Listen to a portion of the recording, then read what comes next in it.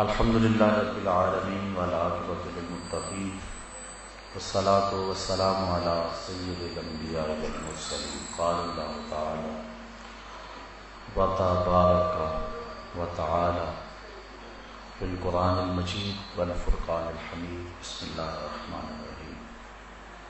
وَإِذَا سَأَلَكَ عِبَادِي أَنِّي فَإِنِّي قَرِيبٌ أُجِيبُ دَعْوَةَ الدَّاعِ إِذَا دَعَانِ۔ صدق اللہ مولانا العظیم وصدق رسولہ النبی الکریم الرؤوف الرحیم۔ اللہم نور قلوبنا بالقرآن وزین اخلاقنا بالقرآن وادخلنا الجنۃ بالقرآن ونجنا من النار بالقرآن۔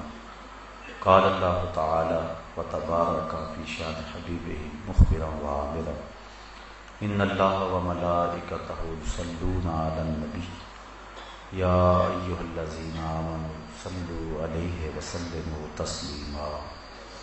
الصلاۃ والسلام علیک یا رسول اللہ وعلی آلک واصحابک یا محبوب رب العالمین۔ تمام حمد و ثنا، تعریف و توصیف اللہ جل مجدہ الکریم کی ذات بابرکات کے لیے، جو خالق کائنات بھی ہے اور مالک شہنشاہات بھی۔ اللہ جل وعلا کی حمد و ثنا کے بعد حضور نبی اکرم شفیع امم رسول محتشم نبی مکرم اللہ کے پیارے امت کے سہارے رب کے محبوب دانائے غیوب مالک رقاب امم فخر عرب و عجم والی کون و مکان سیاہ لا مکان سید انس و جاں سرور لالا رخاں نیر تاباں سرنشین مہوشاں ماہ خوباں شہنشاہ حسینہ تتمہ دوراں سر خیل زہرہ جمالاں جلوائے صبح ازل نور ذات لم یزل باعث تکوین عالم فخر آدم و بنی آدم نیر بطحا راستار ما اوہا شاہد ما تغا صاحب علم نشرہ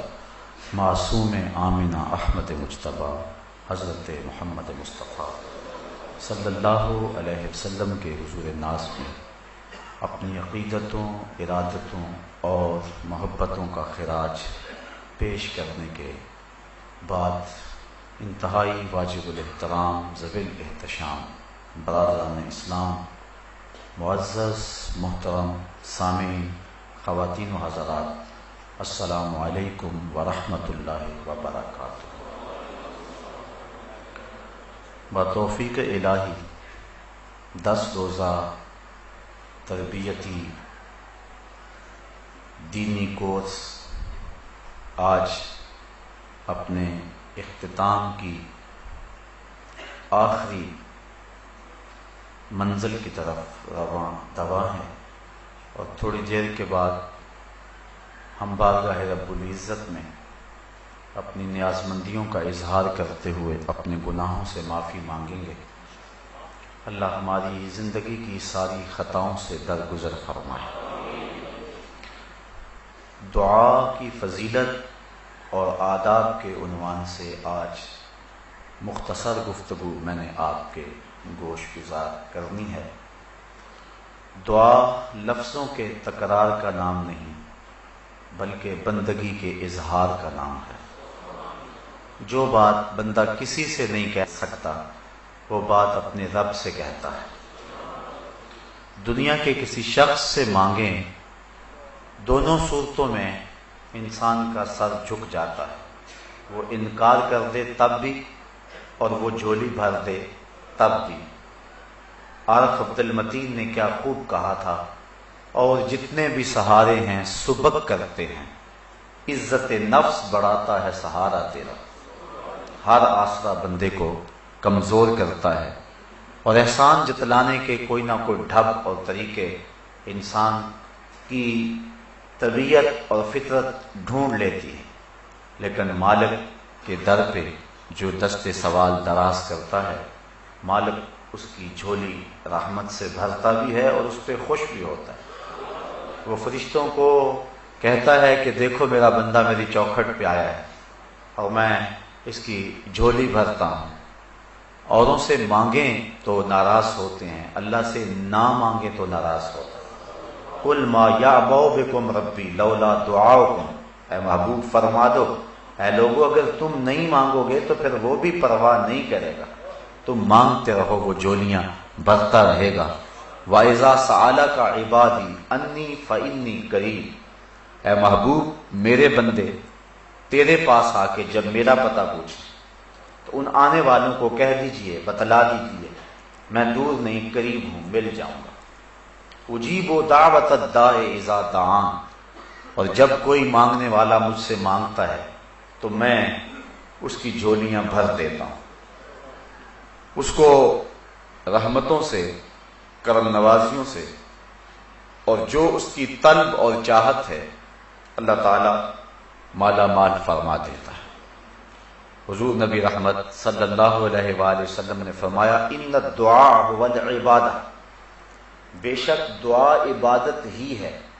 اور ایک دوسری حدیث کے لفظ ہیں جس کو امام ترمذی نے اپنی سند کے ساتھ بیان کیا ہے، الدعاء مخ العبادہ، دعا عبادت کا مغز ہے، عبادت کی جان ہے.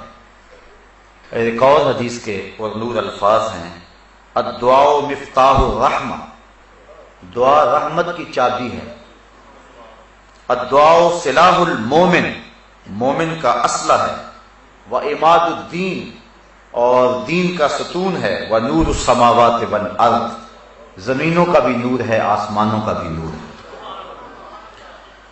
حضرت ابو ہریرہ رضی اللہ تعالی عنہ سے روایت مروی ہے لیس شیء اکرم عند اللہ من الدعاء، اللہ کے نزدیک دعا سے زیادہ عزت والی کوئی چیز نہیں ہے. وہ سب سے زیادہ اس بات کو پسند کرتا ہے کہ میرا بندہ میرے حضور دعا کرے. اور ایک حدیث کے لفظ ہیں کہ جو شخص خوشحالی کے دنوں میں دعا کرتا ہے اللہ تعالیٰ تنگی کے دنوں میں اسے یاد رکھتا ہے. جب خوشحالیاں ہوں، جب اللہ آسودگی اور بہاریں عطا فرمائیں، تو جب تنگی کے دن ہوں تو اللہ تعالیٰ جل شانہ اس پر اپنی رحمتوں اور کرم نوازیوں کا نور نازل فرماتا ہے. تو دعا مومن کا ہتھیار بھی ہے، رب سے گفتگو بھی ہے، نیاز مندی اور عجز کا طریقہ بھی ہے، رب کو منانے کا سلیقہ بھی ہے، بندے اور معبود کے درمیان راز و نیاز بھی ہے، ایک دکھے ہوئے دل کی اپنے محبوب کے سامنے فریاد بھی ہے. اور جو بات بندہ کسی کے سامنے بھی نہیں کرتا کہ لوگ مذاق اڑائیں گے، وہ بغیر کسی تردد کے اپنے رب کے سامنے پیش کر دیتا ہے.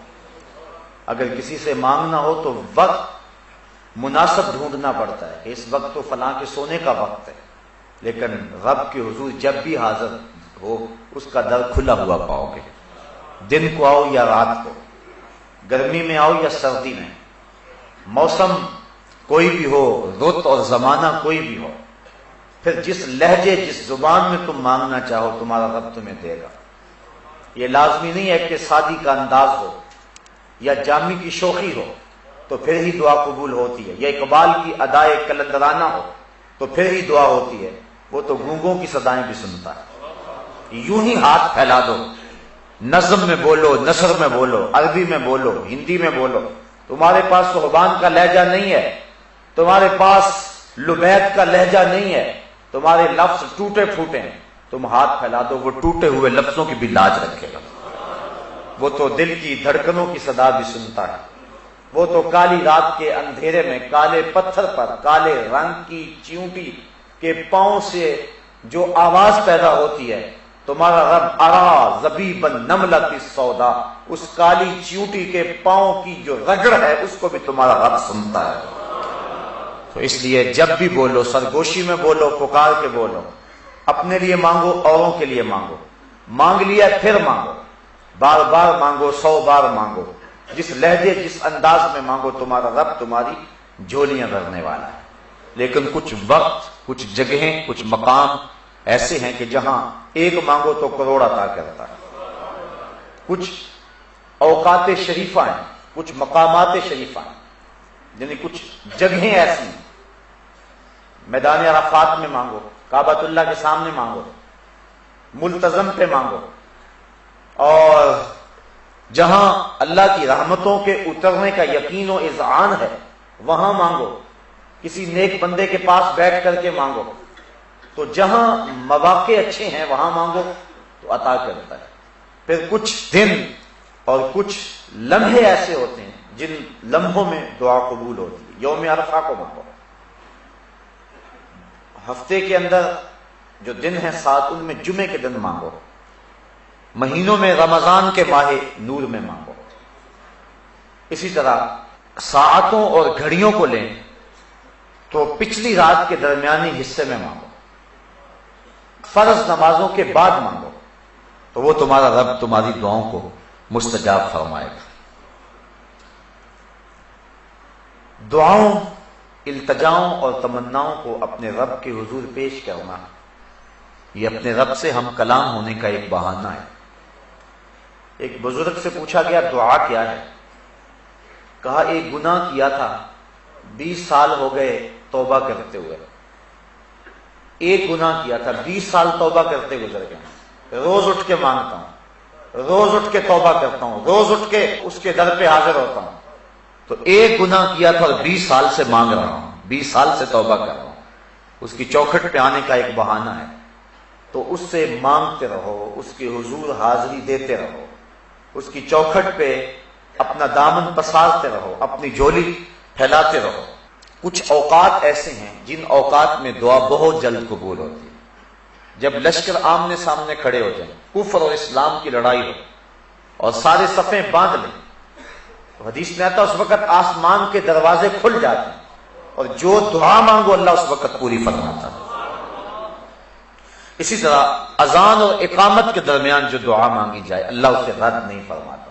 جب بارش برس رہی ہو تو برستی بارش کے موسم میں جو دعا مانگو اللہ اس دعا کو بھی قبول فرماتا ہے، اور سجدے میں جو دعا مانگی جائے اس دعا کو بھی رد نہیں کیا جاتا، اللہ اس دعا کو بھی قبول فرماتا ہے۔ دعا مانگنے کا ادب یہ ہے کہ قبلہ کی طرف منہ کر کے کھڑے ہو جائیں یا بیٹھ جائیں اور اپنے دونوں ہاتھ یا اپنے سینے کے برابر اور یا اپنے کندھوں کے برابر پھیلا لیں۔ سیدھے ہاتھوں سے مانگے، الٹے ہاتھوں سے نہ مانگے۔ حضور علیہ السلام جب ہاتھ پھیلاتے تھے صحابہ فرماتے ہیں حضور کی بغلوں کی سفیدی نظر آنے لگتی تھی۔ تو اپنے ہاتھ پھیلا لیں اللہ کے حضور، یہ مانگنے کا ادب ہے اور مانگنے کا طریقہ ہے۔ آسمان کی طرف نظر نہ اٹھائیں بلکہ اپنے ہاتھوں کی طرف نظر رکھیں اور اللہ سے مانگیں۔ دعا مانگنے کا ایک ادب یہ ہے کہ دعا میں سجا نہ ہو، یعنی تکلف کر کے جوڑ اور ردیف اور قافیہ ملانے کی کوشش نہ کریں۔ اگر کسی کی گفتگو مکفّہ مسجع ہوتی ہے اور وہ تکلف کے بغیر جو ہی جب بولتا ہے تو اس کی گفتگو ایسی خوبصورت ہوتی ہے تو وہ تکلف سے باہر ہوگی، ورنہ لفظ جوڑ جوڑ کے اور تکلف کے ساتھ لفظوں کی کتاریں لگانا تو توجہ بٹ جائے، بلکہ اللہ سے ٹوٹے ٹوٹے لفظوں میں مانگو۔ وہاں اپنی عبادت نہ دکھاؤ، وہاں لفظوں کے جادو نہ جگاؤ، وہاں ٹوٹے پھوٹے لفظوں سے مانگو۔ اللہ اکبر۔ اور دعا مانگنے کا ایک ادب یہ ہے تضرع اور خشوع کے ساتھ مانگو، زاری کے ساتھ مانگو۔ ادعوا ربکم تضرعا وخفیہ، اپنے رب کو خفیہ انداز میں اور زاری کرتے ہوئے پکارو، کیونکہ آنکھوں سے بہتے ہوئے آنسوؤں کی وہ لاج رکھتا ہے، اور گناہگار کی آنکھ کا پانی اللہ کے غصے کی آگ کو ٹھنڈا کر دے۔ ایک بزرگ تھے اور وہ بہت دریا دل تھے، ان کے پاس جو بھی آتا اس کو عطا کرتے۔ نوبت ایسی بھی آئی کہ انہوں نے قرضے اٹھا اٹھا کے لوگوں کو مالا مال کیا۔ وقت آخر آنا تھا، تقاضا کرنے والے آ پہنچے۔ اب انہیں یہ فکر تھی کہ میں اپنے مہمانوں کی خدمت کیا کروں، کیونکہ جو اللہ والے ہوتے ہیں انہیں اس چیز کا لحاظ اور خیال ہوتا ہے۔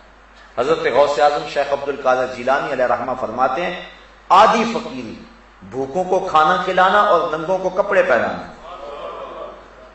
حضرت بابا بلے شاہ فرماتے ہیں اٹ کھڑکے دکڑ بجے تتا ہوئے چلہ، آن فقیر کھا کھا جاون راضی ہوئے بلا۔ یہ فقیر کا مزاج ہوتا ہے وہ کھلا کے خوش ہوتا ہے، اس کا گھر بھی لٹ جائے اس کو اس کی پرواہ نہیں ہوتی، وہ غنی ہوتا ہے، اور غنا کا تعلق دل سے ہے۔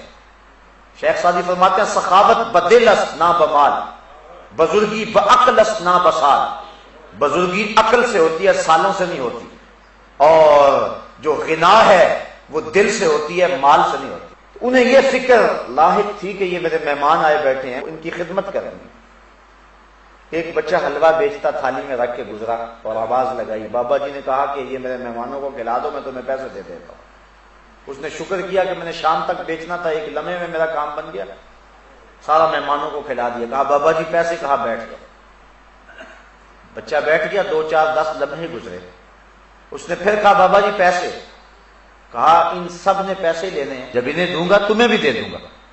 بچے نے جب یہ سنا تو اٹھ کے رونا شروع کر دیا۔ اس نے کہا کہ بابا جی میری ماں میرے انتظار میں بیٹھی ہوئی ہے، اور میں یتیم بچہ ہوں، میرے گھر کا چولہا صرف اسی پہ جلتا ہے، اور تم میرے پیسے روک کے بیٹھ گئے ہو۔ بچے نے زاروں کی طرح رونا شروع کر دیا۔ بچہ رویا، اللہ کی رحمت کو جوش آیا، اور کوئی شخص اشرفیوں کی تھیلی لے کر بابا جی کی خدمت میں نظر پیش کرنے آیا۔ انہوں نے جتنا بھی تقاضے کرنے آئے تھے سب کا قرض چکا دیا، بچے کا بھی قرض چکا دیا۔ جو قرض خواہ تھے انہوں نے کہا بابا جی ہم اتنی دیر کے بیٹھے ہیں اور کوئی نذرانہ نہیں آیا تھا، اور یہ ابھی آیا ہے اور کام بن گیا۔ فرمایا تمہارے اندر اتنی دیر سے کوئی رونے والا نہیں تھا، ایک رونے والا آیا تو باقیوں کا بھی کام بن گیا۔ تو جب دعا مانگیں تو تضرع اور زاری کے ساتھ دعا مانگیں۔ اللہ گناہگار کی آنکھ سے بہے ہوئے آنسوؤں کی لاج رکھتا ہے، وہ دیکھتا ہے کہ میرا بندہ کس انداز سے مجھے پکار رہا ہے۔ جب بھی دعا مانگے قبولیت کا یقین کر کے دعا مانگے کہ میری دعا بہر صورت قبول ہو، اس یقین اور اس تیقن کے ساتھ دعا مانگے تو دعا قبول ہی ہوتی ہے۔ ہاں قبولیت کی صورتیں مختلف ہیں، کبھی ایسا ہوتا ہے کہ جو مانگا جب مانگا اس وقت مل گیا، اور کبھی ایسا ہوتا ہے جو مانگا ملا وہی، لیکن اس وقت نہ ملا، کچھ عرصے کے بعد ملا۔ اور کبھی ایسا ہوتا ہے کہ جو مانگا وہ نہ ملا، اس کے بدلے کچھ مل گیا، اور کبھی ایسا ہوتا ہے جو مانگا وہ بھی نہ ملا، اس کے بدلے بھی کچھ نہ ملا، کوئی آنے والی مصیبت کا رخ موڑ دیا گیا، دعا رائے گا نہیں گئی۔ اور کبھی ایسا ہوا جو مانگا نہ وہ ملا، نہ اس کے بدلے میں ملا، نہ کسی مصیبت کا رخ موڑا گیا، بلکہ اس دعا کو ذخیرہ بنا لیا گیا، اور اس کا صلہ اللہ کل قیامت کے دن عطا فرمائے گا۔ اور اس دن جب دعاؤں کا ذخیرہ جو موجود ہوگا، جب ملے گا بندے کو تو آرزو کرے گا کاش کہ میری کوئی دعا بھی قبول نہ ہوئی ہوتی، آج اس کا صلہ مجھ کو مل جاتا۔ تو دعا قبول بہر صورت ہوتی ہے، لیکن اس کی قبولیت کی صورتیں ہیں۔ اللہ تعالیٰ حکیم ہے، وہ جانتا ہے اس کو کب دینا ہے، کیا دینا ہے، اس کی مانگ اور ڈیمانڈ اور چاہت پہ نہیں، بلکہ اللہ اپنی حکمت بالغہ کے تحت جانتا ہے۔ باپ گھر آیا، فروٹ کی ٹوکری لے آیا، بچوں کے لیے لے کر کے آیا، لیکن ایک دم نہیں دے دیتا، اسے پتا ہے کب کس وقت دینا ہے، وہ اپنی بیوی کے سپرد کرتا ہے، اور وہ بچوں کی ضرورت کے تحت اور جو ان کا ٹائم ٹیبل ہے اس کے مطابق دیتی ہے۔ لایا سب کچھ بچوں کے لیے ہے۔ اللہ فرماتا ہے والذی خلق لکم ما فی الارض جمیعا، مجھے تو کسی چیز کی ضرورت نہیں، میں سب کچھ تمہارے لیے پیدا کیا۔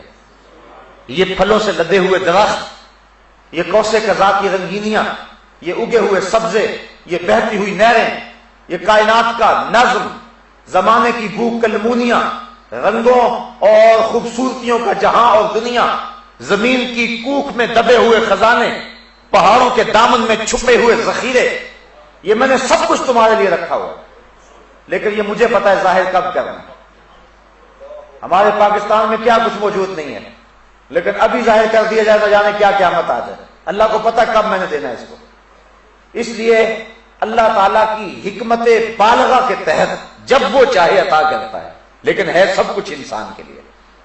پوری کائنات کا ایک ایک ذرہ انسان کے لیے، یہ سورج اس کو روشنی دینے کے لیے، یہ چاند اس کو چاندنی دینے کے لیے، اس کے پھلوں میں رس بھرنے کے لیے، 7 سمندر اس کے پانیوں کے لیے۔ انسان ذرا سوچے تو صحیح، اس رب نے اس کو کیا کچھ عطا کیا ہے۔ زمین کتنا کتنا سونا اگل رہی ہے، اور کیا کیا کھیتیاں ہیں۔ یہ جانور صبح سے لے کر شام تک ایک ہی چارہ کھاتے ہیں، اور 6 ماہ تک ایک ہی چارے پہ چلتے رہتے ہیں.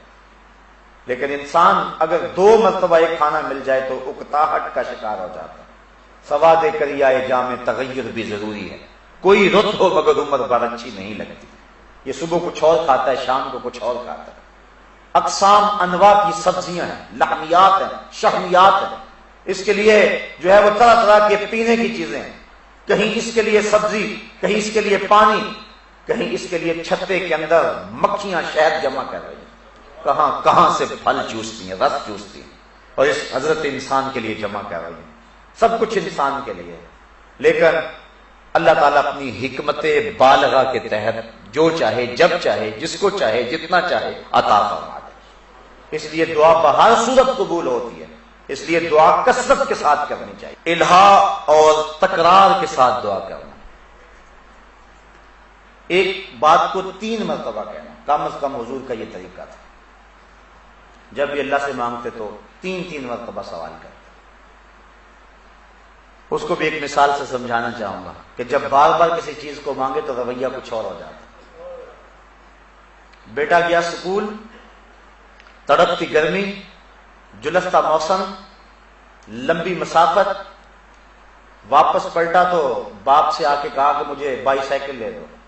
جانتا ہے کہ میرا باپ کنگال ہے، لیکن اس کے باوجود کہتا ہے کہ مجھے بائی سائیکل لے دیں، کیونکہ میں اپنے ساتھیوں کے تانے، موسم کی شدت، حالات کی گرمی برداشت نہیں کر سکتا. باپ کہتا بیٹا اپنے باپ کی حیثیت دیکھو، کہ کیا سوال کر رہے ہیں. اگلا دن ہوا، بیٹے نے پھر وہی سوال کر دیا. باپ آج تھوڑا سا تلخ ہو گیا، کہنے لگا کل بھی کہا تھا. اگر میرے پاس استطاعت ہوتی تو کس باپ کا جی نہیں چاہتا. بار بار وہی بات کہہ رہے ہو. بیٹا چپ ہو گیا. تیسرے دن پھر آ کے باپ کو کہا تو باپ آج زیادہ تلخ ہو، کہنے لگا کسی کا گھر لوٹوں، ڈاکہ ماروں، کسی کی دیوار پلانگوں، کیا بات کر رہے ہو. تو بیٹے نے کہا ابا جی آپ تلخ ہو رہے ہیں، آپ گرم ہو رہے ہیں، لیکن مجھے بتاؤ میں بھی آپ کے علاوہ کس سے مانگوں. تو یہ جملہ جب باپ سنتا ہے تو اس کا دل پسیج جاتا ہے. پھر اس کا لہجہ، اس کی گرمی، اس کی شدت، اس کی حرارت، اس کی تلخی ختم ہو جاتی ہے. پھر اس کا ذہن منصوبے تراشنے لگ جاتا ہے. میں کیا بیچوں، میں کیا کروں. شہر میں آ کر پڑھنے والوں بھول گئے ہو کس کی ماں زیور بیچا ہے. پھر کیا کیا جتن کرتی ہیں مائیں، کسی کے گھر کے برتن مانجنے پڑے تو اس سے بھی گریز نہیں کرتی. کیا کچھ نہیں ہوتا. تو ایک چیز ایک بار مانگی، رد عمل اور تھا. دوسری مرتبہ مانگا، رد عمل اور تھا. تیسری مرتبہ مانگا، رنگ ہی بدل گیا. لیکن جب باپ کو بیٹے نے یہ گزارش کی کہ ابو میں اور کس در پہ جاؤں، میں نے ہمسایوں سے تو نہیں مانگنا، میں نے تو آپ سے ہی مانگنا ہے. باپ کے لہجے میں تبدیلی آ گئی. مسجد نبوی کا ایک کونا ہے، ایک شخص نے ہاتھ اٹھائے اور دعا کیا مانگ رہا ہے. اللہم انی اسألک بانک انت اللہ لا الہ الا انت. اے اللہ میں تجھ سے اس لیے مانگتا ہوں کہ تو میرا اللہ جو ہے، تیرے علاوہ تو کوئی ہے ہی نہیں کہ جس سے مانگوں. حضور نے فرمایا ایک صحابی کو، وہ جو کونے میں بیٹھا ہے اس کو جا کے بشارت دے دو تمہاری دعا قبول ہوگی. تو جب یہ ڈھب اختیار کر لیا جائے، حضرت مولا کائنات حضرت علی المرتضیٰ رضی اللہ تعالی عنہ کا ایک جملہ سنیے، اور کتنا خوبصورت جملہ اور مانگنے کا کیسا کرینہ ہے. کہتے ہیں اللہم اغفر لی لمن لا یملک الا الدعاء. اے اللہ تجھ سے وہ مانگ رہا ہے جس کے پلے دعا کے علاوہ کچھ ہے ہی نہیں. میرا کوئی اثاثہ نہیں ہے، میرا کوئی سرمایہ نہیں ہے، میرا سہارا صرف دعا ہے. اے اللہ اس شخص کو بخش دے جس کا آسرا اور جس کا سہارا صرف دعا ہے. اب بتائیے اس انداز سے مانگا جائے تو رحمت کے دروازے نہیں ہوں گے؟ اللہ تعالیٰ اپنی کرم نوازیوں سے مالا مال نہیں کر دے گا؟ وہ تو اتنا کریم ہے. حدیث سنیے، ان ربکم حیی کریم یستحیی من عبدہ اذا رفع یدیہ ان یردہما صفرا. تمہارا رب حیا کرنے والا، کرم کرنے والا ہے. جب بندے اس کے سامنے ہاتھ پھیلا کے دعا کرتے ہیں، اللہ فرماتا ہے مجھے شرم آتی ہے ان کے اٹھے ہوئے ہاتھوں کو خالی کیسے موڑ دوں. جب انہوں نے مجھ سے ہی مانگا ہے، میں نے بھی نہ دیا تو کون دے گا. تو جب کوئی یہ دعا کرتا ہے کہ مالک تو میرا رب ہے، اللہ اکبر، اللہم انت ربی وانا عبدک، اے میرے مالک تو میرا رب اور میں تیرا بندہ. جب یہ کوئی انداز اختیار کر لیتا ہے تو پھر اللہ تعالیٰ اس کی جھولیاں بھر دیتا ہے. وہ تو اتنا کریم ہے, اس کو پکار کے تو دیکھو. بت کے آگے ہاتھ جوڑ کے زلیخا کہتی ہے یا صنم, یا صنم, او میرے بت مجھے یوسف ملا دے. رو رو کے بوڑھی ہو گئی, بالوں میں چاندی اتر گئی اور آنکھوں کی روشنی ختم ہو گئی, چہرے پہ جھریاں پڑ گئی, جمال رخصت ہو گیا, حسن جاتا رہا, آواز بیٹھ گئی, بڑھاپے کے آثار ظاہر ہو گئے. روز صبح اٹھتی ہے شام تک, شام کو صبح تک بت کے آگے ہاتھ جوڑ کے کہتے یا صنمی, یا صنمی, یا صنمی, اے میرے بت, اے میرے بت, میرا یوسف ملا دے مجھ کو. لیکن وہ پتھر کا بنا ہوا مادو اور بت کیا اس کو جواب دیتا. ایک دن پچھلی رات کا پہر ہے, بت کے آگے ہاتھ جوڑے کھڑی ہے, یا صنمی کا وظیفہ پڑھ رہی ہے. نیند کا جھٹکا آیا, زبان بل کھا گئی, کہا یا سامادی, یا سامادی, اے بے نیاز, اے بے نیاز. کہا جبریل جلدی جا, جبریل جلدی پہنچ, یوسف کے گھوڑے کا رخ موڑ دے, ملا دے اسے بچھڑی ہوئی کو یوسف ملا دے. عرض کی مالک یہ تجھے تو نہیں پکار رہے, یہ تو بت کو پکار رہے. ہاتھ اس کے سامنے جوڑے ہوئے. فرمایا جبریل اتنا عرصہ ہو گیا بت کو پکارتے ہوئے, بت نے اسے یوسف نہیں ملایا, اور آج جیسے بھی ہے اس نے میرا نام تو لیا ہے. اگر آج بھی یوسف نہ ملا پھر صنم اور صمد میں فرق کیا رہا؟ اس لیے یوسف کے گھوڑے کا رخ موڑ دے اور اس کو ملا دے یوسف. اس سے مانگ کر کے تو دیکھو, وہ اتنا کریم ہے. وہ کہتا ہے مجھ سے مانگو, مجھ سے مانگو, الہا و تکرار کے ساتھ مانگو, زاری کر کے مانگو, قبولیت کے یقین سے مانگو, تضرع اور خشوع سے مانگو, تکلف نہ کرو. تم لفظ جوڑنے کی کوشش نہ کرو, وہ تمہارے دلوں کی دھڑکنوں کو جانتا ہے. اداکاری کرنے کی کوشش نہ کرو, وہ تمہارے دل کی دھڑکن اور تمہارے اندر کی کیفیت کو جانتا ہے. زاری کرو اور اپنے عجز کو پیش کرو, ما صف اللہ سے منقطع ہو جاؤ, کسی غیر کی طرف نظر بھی اٹھا کر کے نہ دیکھو. کہا مالک تو ہی ہے, بس تیرے علاوہ کوئی چارہ نہیں ہے. پھر دیکھنا رحمت کے دروازے کیسے کھلتے ہیں, کیسے کرم نوازیاں ہوتی ہیں. دعا کا ادب یہ ہے کہ آغاز اس کا الحمدللہ سے کیا جائے, اللہ کی حمد سے, اور پھر حضور پر درود پڑھا جائے. پھر اس کے بعد جب بھی دعا مانگے سب سے پہلے اپنے لیے مانگے, اپنی ذات سے آغاز کریں, پھر اوروں کے لیے مانگے. اوروں کے لیے جو دعا مانگی جاتی ہے وہ بہت جلد قبول ہوتی ہے. فرمایا پاک منہوں سے دعا مانگو. عرض کی حضور پاک منہ کیسے ہوں گے؟ فرمایا ایک دوسرے کے حق میں پاک ہوں, تو ایک دوسرے کے حق میں مانگو, اللہ قبول فرمائے گا. دعا کا باطنی ادب یہ ہے کہ خلوص کے ساتھ دعا مانگی جائے اور سچی توبہ کر کے دعا مانگی جائے. جب توبہ سچی ہو تو پھر دعا کی قبولیت میں دیر نہیں لگتی. امام غزالی نے لکھا ہے کہ بنی اسرائیل میں بارش ہو ہی نہیں رہی. حضرت موسیٰ علیہ السلام اپنی قوم کو لے کر کے 3 دن تک میدان میں جاتے رہے, اللہ سے دعا مانگتے رہے. تیسرے دن حکم ہوا کہ جو قوم تم لے کر کے آتے ہو اس میں ایک چغل خور ہے, جب تک وہ نکلے گا نہیں باہر یا توبہ نہیں کرے گا بارش نہیں ہوگی. عرض کی مالک مجھے بتا کہ وہ چغل خور کون ہے تاکہ میں اسے نکال دوں. کہا موسیٰ خود ہی تو میں چغلی کی مذمت کر رہا ہوں, خود چغلی کروں, میں نہیں بتاؤں. تو حضرت موسیٰ علیہ السلام نے کہا میاں ایک شخص کی وجہ سے بارش رکی ہوئی ہے, وہ نکل جائے.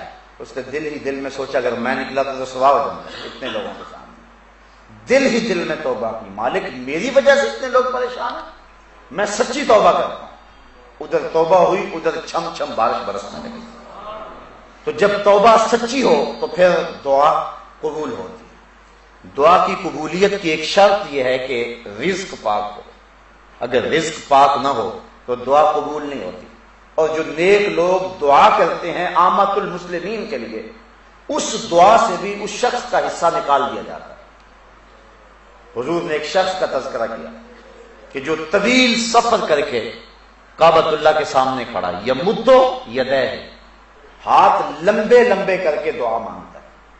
وَمَطْعَمُهُ حَرَامٌ وَمَلْبَسُهُ حَرَامٌ وَمَشْرَبُهُ حَرَامٌ وَغُذِيَ بِالْحَرَامِ أَنَّ يُسْتَجَابُ لِذَلِكَ. حضور فرمایا اس نے جو کھایا ہے وہ حرام کا ہے, جو پیا ہے یہ حرام کا ہے, جو غذا دی گئی وہ حرام کی, جو لباس پہنا ہوا اس کا تانا بانا حرام کا ہے. فرمایا مجھے بتاؤ اس کی دعا کیسے قبول ہو؟ تو جب رزق پاک ہوگا تو پھر دعا قبول ہوگی، اور جب رزق پاک نہیں ہوگا تو پھر دعاؤں کی قبولیت رک جایا کرتی ہے۔ تو یہ دعا کے ظاہری اور باطنی آداب ہیں جن کی رعایت کر کے ہم دعا مانگیں تو اللہ تعالیٰ جل شانہ اپنی کرم نوازیوں کا نور ہم سب کے اوپر نازل فرمائے گا۔ دعا اپنے رب سے سرگوشی کرنے کو کہتے ہیں۔ دعا رحمتوں کا ایک خزانہ ہے، اور بندہ جب الہوزاری کے ساتھ اپنے رب کو پکارتا ہے تو پھر اس کو دور نہیں پاتا۔ جو آیت کریمہ میں نے آپ کے سامنے تلاوت کی اس میں اسی مضمون کو بیان کیا گیا، وَإِذَا سَأَلَكَ عِبَادِي أَنِّي فَإِنِّي قَرِيبٌ۔ اے حبیب میرے بندے جب تیرے پاس آ کے میرا پوچھتے ہیں ان آنے والوں کو بتا دے کہ میں دور نہیں قریب ہی ہوں۔ اور پھر فرمایا کہ جب کوئی دعا مانگنے والا دعا مانگتا ہے تو میں اس کی دعا کو قبول کرتا ہوں۔ آج اللہ کی توفیق سے، اس کی کرم نوازیوں سے یہ جو فہم دین کورس شروع ہوا تھا حسب سابق اس سال بھی آج اپنے نقطۂ اختتام کی طرف پہنچ رہا ہے، اور آج اختتامی دعا کر کے آپ سے اجازت چاہوں گا۔ میں آج آپ سب لوگوں کے لیے بصمیم قلب دعا کرنی ہے، اپنے لیے، آپ کے لیے، اور آپ نے اپنے لیے بھی اور میرے لیے بھی دعا کرنی ہے۔ یہ بہت سارے لوگوں نے مجھے دعا کا کہا، اس کے علاوہ فون کے ذریعے اور مختلف ذرائع سے مجھے دعا کے لیے بہت سارے لوگوں نے کہا، اور یہ ہر شخص کی ضرورت اور حاجت ہے۔ ہم کلہم محتاج اللہ ہیں، اس لیے جب بھی کہیں کوئی دعا کے لیے ہاتھ اٹھانے لگے تو ہر شخص کی آرزو ہوتی ہے کہ میرے لیے دعا ہو جائے۔ بہت سارے لوگوں کی آرزو یہ ہوتی ہے کہ میرا نام لے کر کے دعا ہو۔ نام لیں یا نہ لیں اللہ سب کی سنتا ہے، لیکن بہرحال یہ آرزو یہ قبولیت کی خواہش میں ہوتی ہے، اسی آرزو میں ہوتی ہے۔ میں ان لوگوں کے لیے بھی دعا گو ہوں جنہوں نے مجھے کہا، پرچیاں دی، جنہوں نے جو ہے وہ پیغام پہنچایا، اور ان لوگوں کے لیے بھی دعا گو ہوں کہ جو مجھے پیغام تو نہیں دے سکا لیکن اب ان کی آنکھیں مجھے پیغام دے رہی ہیں، ان کے دھڑکتے ہوئے دل اپنے لیے دعاؤں کی تمنا کر رہے ہیں۔ جس طرح آپ کے دل دھڑک رہے ہیں، یقیناً میرا دل بھی دھڑک رہا ہے، اور میں آپ کی آمین کے ساتھ اور آپ کی دعا کے ساتھ اللہ کی رحمتوں اور کرم نوازیوں کے نور کو اپنے لیے چاہتا ہوں۔ میں آپ کے لیے دعا گو رہوں گا، آپ میرے لیے دعا گو رہیں گے۔ میں سب سے پہلے اللہ کی بارگاہ میں توبہ کرنی ہے، آپ میرے لیے دعا کریں اللہ میری توبہ قبول فرمائے کہ میں نے ان 10 دنوں کے اندر یا اس سے قبل جتنی بھی زندگی گزاری ہے شعوراً یہ کوشش کی ہے کہ کوئی جملہ ایسا زبان پر نہ آئے جو شریعت اور دین کی روح کے منافی ہو، لیکن اس کے باوجود انسان جو ہے وہ غلطیوں سے مبرہ نہیں ہو سکتا۔ امام شافعی نے ایک کتاب لکھی اور پھر اس کو 70 مرتبہ پڑھوایا، ہر بار کسی نئی غلطی پر متنبہ ہوئے، تو 70ویں دفعہ آپ نے اپنے شاگردوں کو کہا داہو، چھوڑ دو اسے چھوڑ دو۔ شافعی کی کتاب یہ حق نہیں رکھتی کہ اس میں کوئی غلطی نہ ہو، یہ حق صرف اللہ کی کتاب قرآن کو ہی حاصل ہے۔ اس لیے ہم جتنا مرضی محتاط بولیں، امکان غلطی کا بہت صورت موجود ہے۔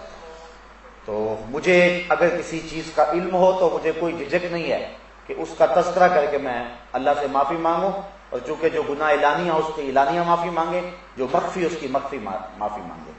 اس لیے مجھے آپ کے سامنے کوئی جھجک نہیں ہے۔ میرے نزدیک اللہ کی رضا سب سے مقدم ہے، اور یہ مومن کے لیے ہونی چاہیے۔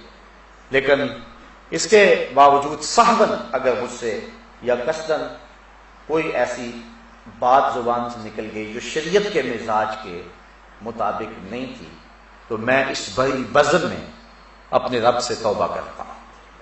اللہ تعالیٰ میری توبہ قبول فرمائے اور مجھے آئندہ بھی حق بات کہنے کی توفیق نصیب فرمائے۔ اب دعا کے جو آداب میں نے آپ کے سامنے رکھے ہیں کہ اس کو اپنے ہاتھ یا تو کندھوں کے برابر یا پھر اپنے چہرے کے برابر، اور نظر ہاتھوں پہ رہے، آسمان کی طرف بار بار نظر اٹھانا یہ دعا میں مکروہ ہے، اور پورے یقین اور تیقن کے ساتھ آپ دعا مانگیں۔ اللہ تعالیٰ جل شانہ کی بارگاہ میں بصمیم قلب دعا ہے کہ وہ ہماری دعاؤں کو قبول فرمائے۔ میں آپ سب کے لیے دعا گو ہوں، آپ میرے لیے دعا گو ہیں۔ پہلے چند لمحوں کے لیے استغفر اللہ ربی من کل ذنب واتوب الیہ، اس کا معنی ہے کہ اللہ میں اپنے ہر جرم اور گناہ سے جو دانستہ اور جان بوجھ کر جیسے بھی کیے اس سے معافی چاہتا ہوں۔